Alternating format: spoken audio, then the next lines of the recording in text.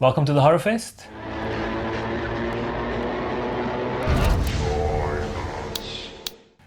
The Conjuring, The Devil Made Me Do It.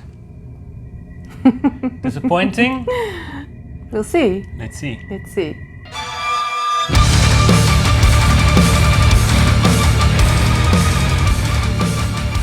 Before we get into The Conjuring, The Devil Made Me Do It, we thought we'd slide through the first two movies. Yes. Well, the ones directly linked to Ed and Lorraine. That's right. But obviously, this whole franchise includes a couple of Annabelle movies.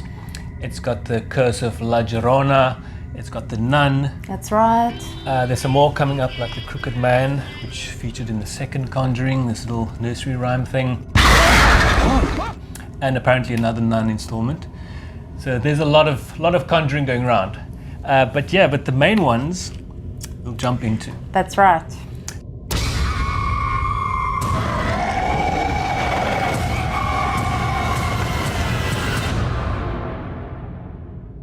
The Conjuring movies is very much based on religious ideas, good and evil, and it does contain a lot of exorcism, ritual, that sort of thing, which makes it quite interesting for me. Yeah, and these paranormal investigators, Ed and Lorraine Warren. Real life characters. That's right.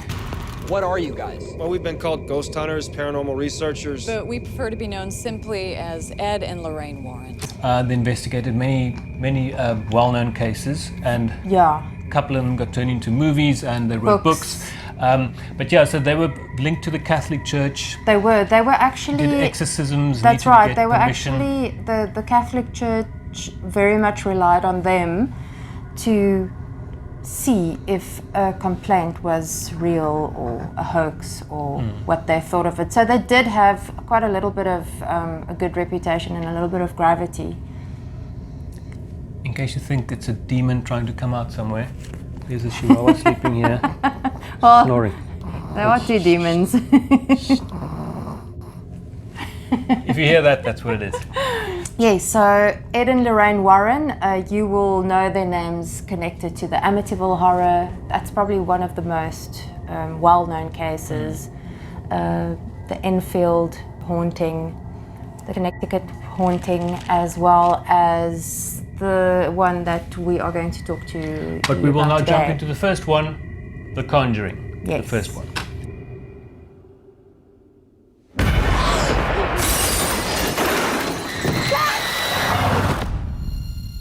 It's November 1st, 1971. I'm sitting here with Carolyn Perrin, who, with her family, has been experiencing supernatural occurrences. You picking up anything in here, hon?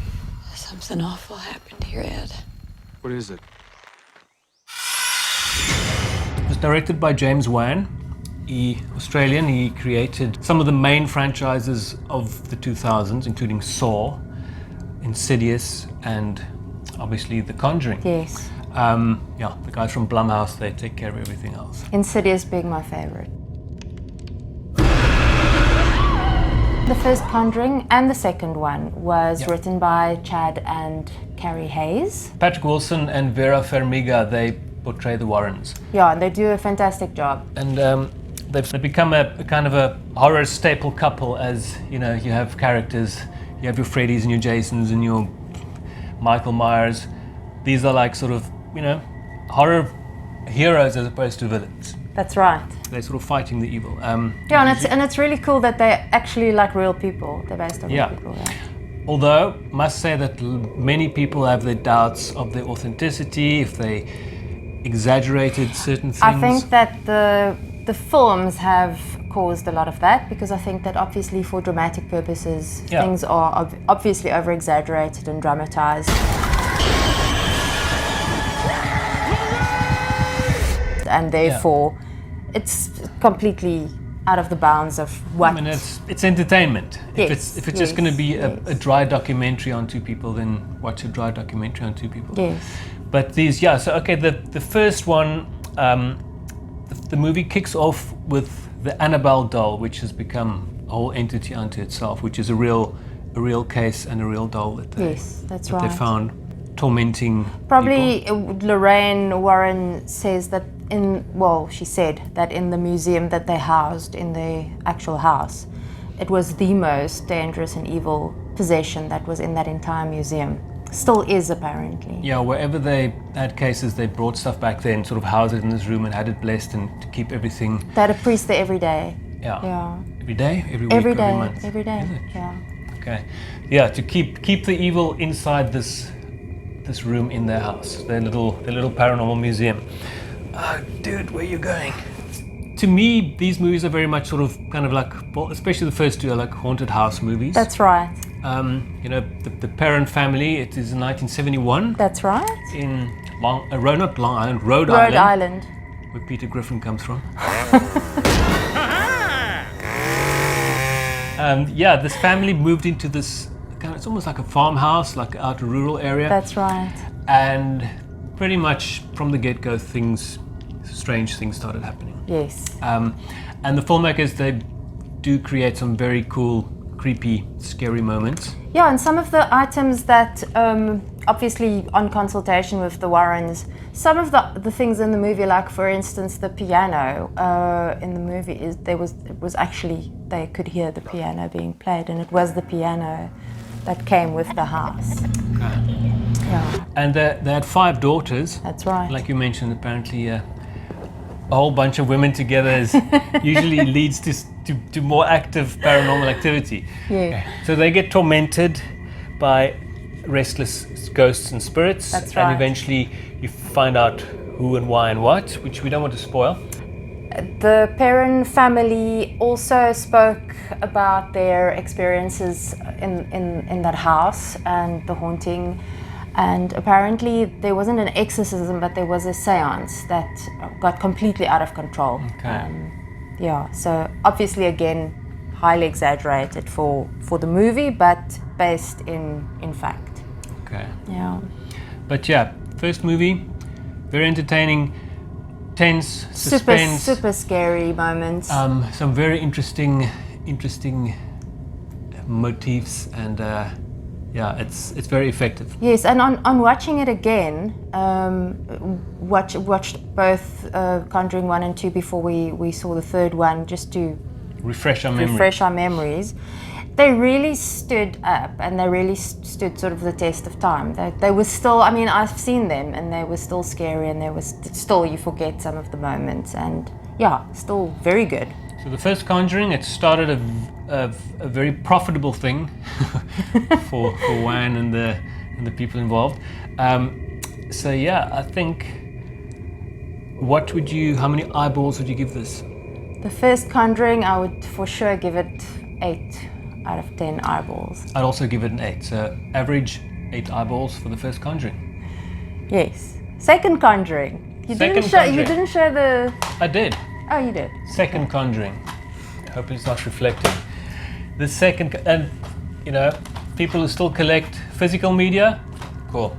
Not just streaming. There's some movies you can't stream anywhere. Yeah, you can't find them. Especially older movies, so you know, you have to buy them. So if you do. Don't download it. And hang on to your DVD player. Yes. We still have VHSs, but that's a whole other story. After everything we've seen, there isn't much that rattles either of us anymore. But this one still haunts me. The Conjuring 2. They didn't come up with a fantastic title for it.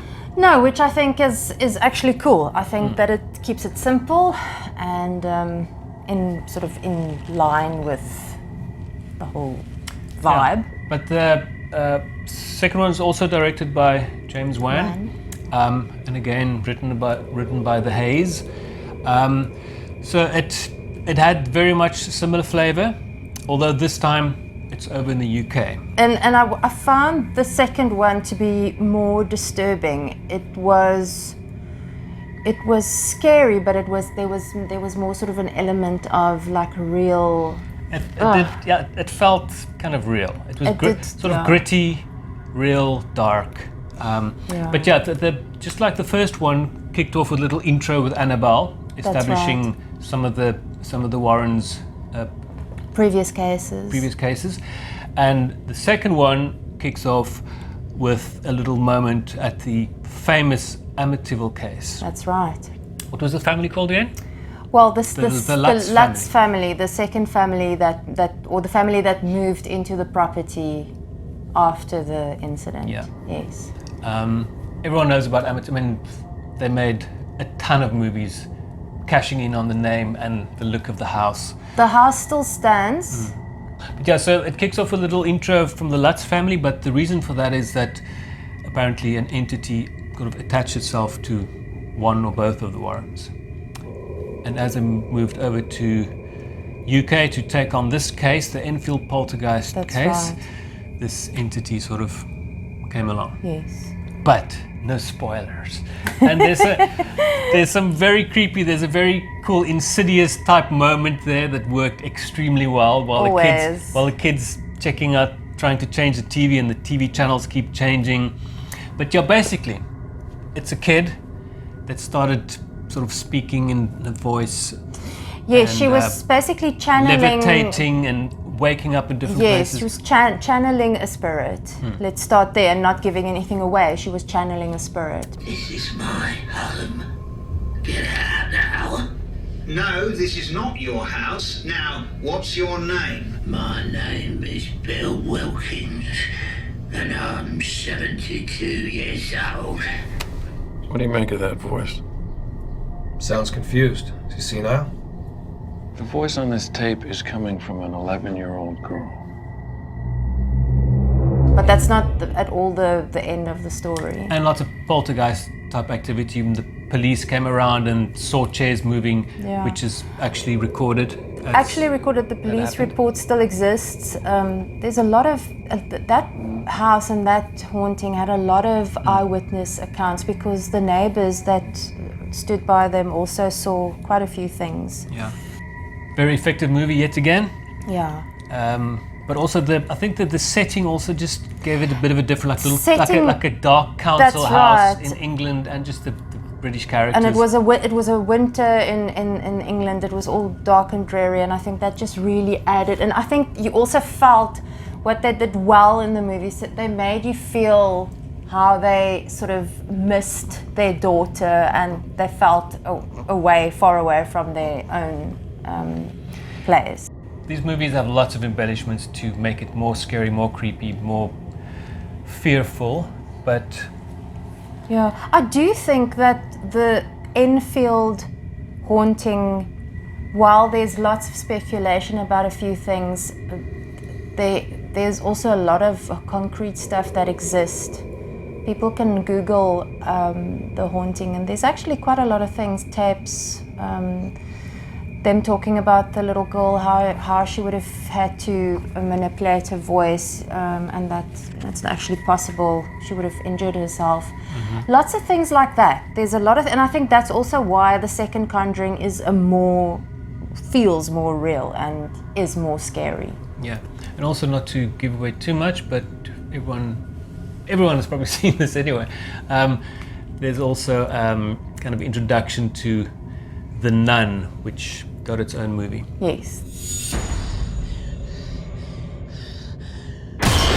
Those who haven't seen it yet, still need to find that out. Do make a plan to watch it. And this was happened in 1977. That's right. The first one was in 1971.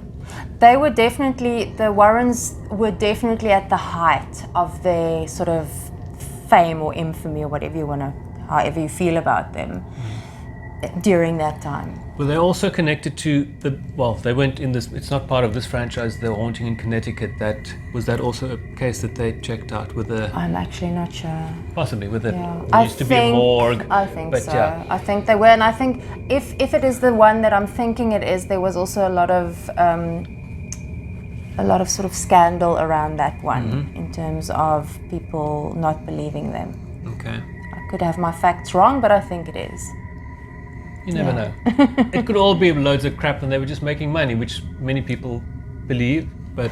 Yes, I just think that, I think for people that's never experienced any sort of paranormal experience, they probably won't understand. For people that have experienced things regularly, or it might have become a problem, you would want to have people like that to reach out to, not Pelucas, but people like that to reach out to. So I feel that they did fulfill a very good purpose, and I do feel that the fact that the Catholic Church put so much confidence in them, for me personally, gives them a little bit of a gravity. Okay. But I mean, you can have a long philosophical conversation about Ed and Lorraine Warren. So, our eyeball rating is? I'm definitely giving the second Conjuring a 9 eyeballs out of 10. I'll give it an 8. So that is an average of 8.5 eyeballs. Yes. Not bad, not bad. Now the question is, The Devil Made Me Do It. Will that be in the 8s? We don't have a cover for that because it's just started. It's brand new. It started in the cinema today. So yeah, no poster, no cover. My question is, will this movie impress us enough to buy it to add to this bunch? Well, I can tell you the answer now, but I don't want to give anything away. Let's do it. Okay, now for this one, it's moved into the 80s. That's right. Early 80s. We'll have a Blondie song in there to remind you. I think I hurt someone. This is Ed Warren, here with Lorraine. All right, let's get started. Residents of Brookfield were shocked this afternoon by the broad daylight murder of Bruno Sauls. The court accepts the existence of God every time a witness swears to tell the truth. I think it's about time they accept the existence of the devil. This one is the little intro. This is actually linked to this specific case. Yes. Not some other case that just bounces over like the Annabelle and the Amityville horror one. So this one, there was a boy that was possessed. That's right. And they went there and they performed an exorcism. Well, the church sent them, like before, to check it out, and it was decided that the boy was possessed, and then they attended the boy's exorcism. That's right. And you know, it also, I guess it's also a bit more dramatized. The priest gets knocked out, so Ed has to do the exorcism. Which he did never, that really happen? which he never did. Yeah. No, he never did. So you know, did. they have to be more heroic. So they add little extra things just to make it more interesting. Yes. And the LLORNA movie, same director as that one, the previous one. That's right. I didn't see the LLORNA linked to, it's sort of vaguely linked to the whole Conjuring. I'd saying the Conjuring universe is like the Marvel universe. Yeah, you almost don't want to do that to it. I don't like using those terms, but unfortunately that is now what it is because it's become a whole thing unto itself. Yes. Anyway, same director as that movie, and James Wan was just here as a executive producer. As producer, different writers, not the Hayes guys again.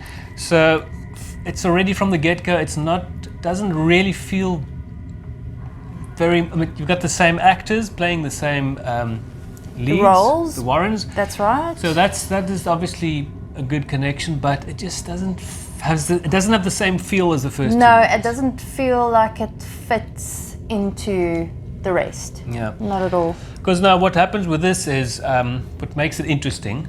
The Devil Made Me Do It in the title. You can't set him up. My God.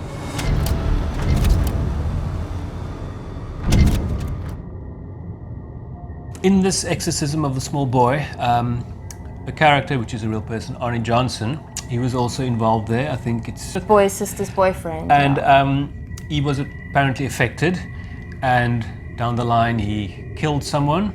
That's right. So he was accused of murder, but the Warrens believed that there was an evil entity that forced him to do it, or caused him to do it, or influenced him to do it. That's right.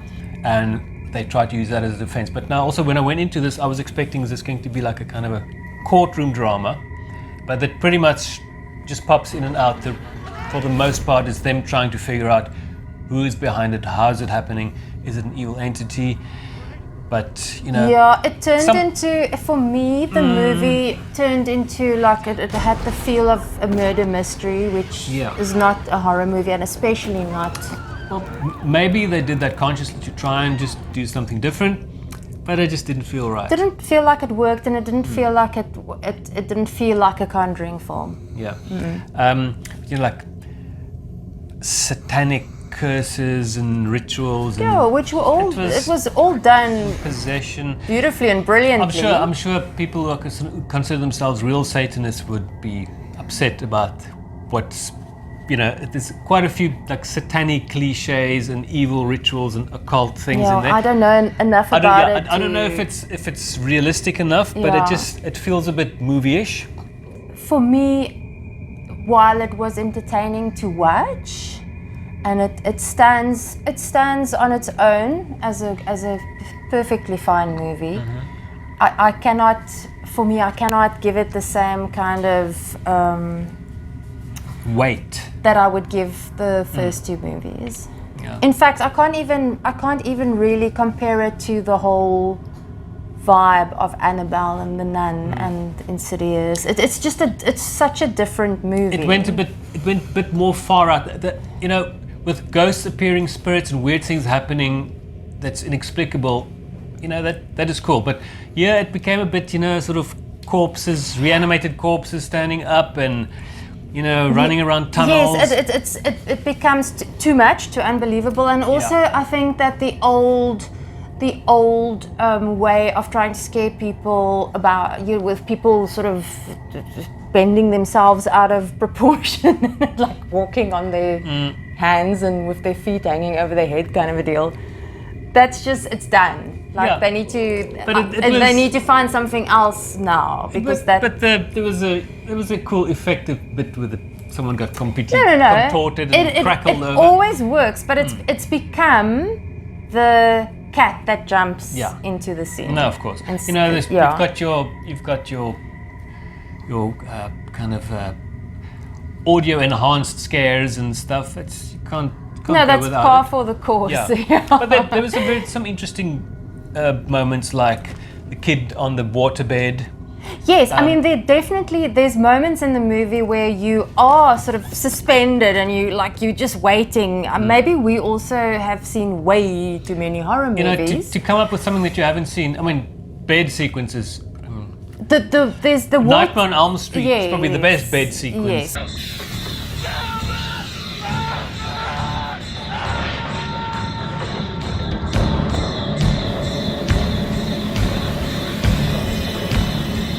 I also thought that the little boy actor was fantastic.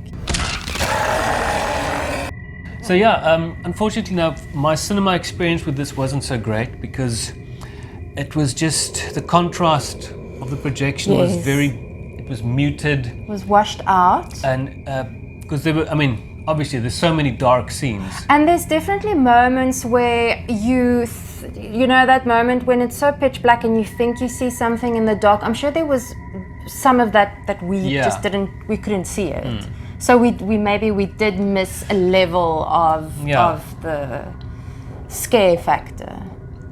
And also just in general having to be in a cinema with other people. That's a whole other story. You know, we love the cinema experience, but until you start realizing there are other people around you. Excuse me.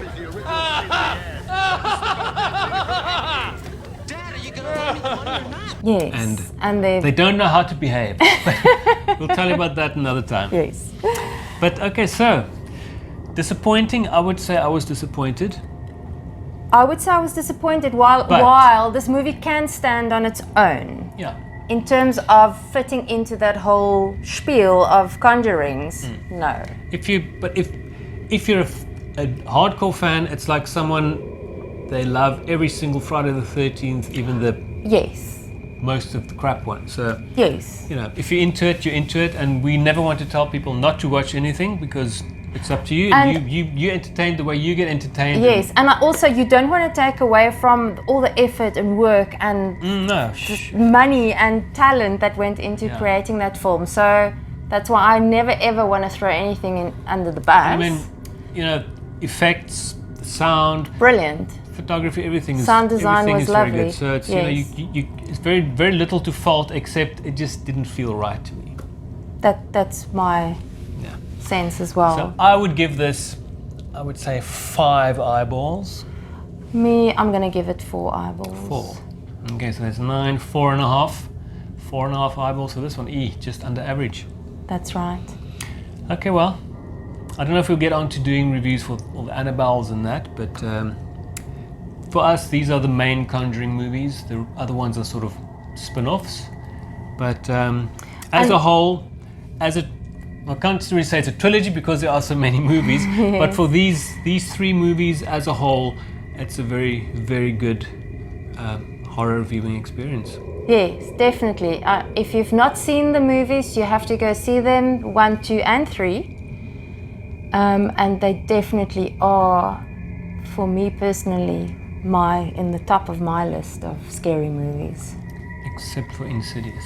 Oh, Insidious. But now modern ones, because when we go back, if you go back to saying, what's your favorite horror movie? I always go The Shining, but then there's this and that and that. No, we're talking about modern, the new wave of movies. For me, Insidious being probably the best. The Conjurings are high up if you talk about the new generation of horror films. And as I mentioned, also lots of Blumhouse movies to consider. Yes. And lots of independent movies like ones we screen at the Horrorfest that you won't get to see anywhere else, or just very hard to find them anywhere. That's right. Some fantastic movies, we just don't know about them because they're not being released by the main cinema chains or stream on the main streaming services. So you have to look for cool stuff, and if you find it, tell your friends about it. Let us know. Yes. So, see you next time. Cool.